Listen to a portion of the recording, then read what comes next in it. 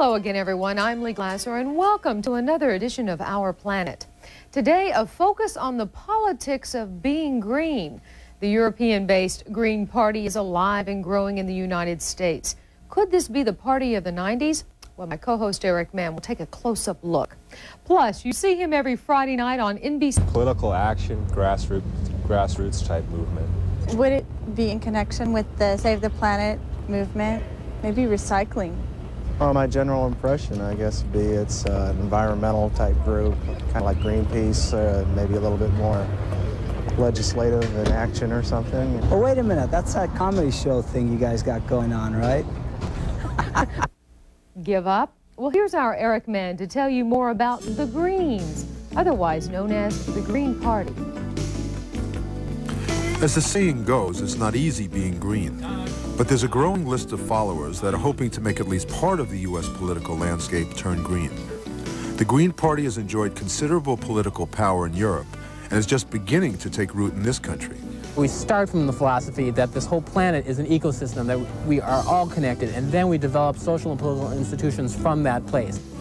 The Greens began in the U.S. less than a decade ago, but are represented in about a dozen state assembly, city council, and school board posts around the country.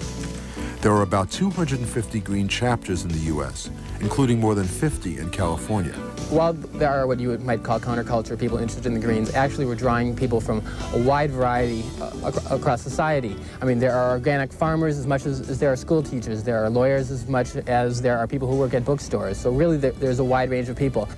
Cutting a slice of the American political pie, however, is not an easy task in a traditionally bipartisan system. But the Green Party's slogan, not right, not left, but up front, is designed to appeal to a wide audience. What makes a Green different from a Republican or a Democrat, first of all, is that we are accountable to a platform that's been developed democratically. A third party clearly has to be a multiracial, multi-ethnic party. There are a lot of grassroots groups from many of the different communities around California, but until now there hasn't been a party into which all of them can grow. We felt we had to begin the process by charting out the identity of a new party. My perception of that is that many of the progressive organizations are still very tied to the Democrats, and we're going to have to get past that. I think one of the things that really distinguishes Green politics from any other party that's been attempted thus far in this country is our dedication to nonviolence, and we're very intent that that should be what we represent. The Greens say they've gained public support because they tackle local issues. In Southern California, for instance, aerial pesticide spraying, water shortages, and oil spills are some of the environmental issues they've rallied around. Critics point out, however, that their emphasis on local issues is one reason why the Greens have such a low profile. As living standards fall in this country during the 90s, as the environmental problems get worse, as the racial problems get worse, we have to have something that's ready to move by the mid-90s when things really reach a boiling point. The Greens are critical of both major parties, who they feel do not represent the people or the environment. They're even critical of Reverend Jesse Jackson's Rainbow Coalition. I think that Reverend Jackson has really sold out the grassroots.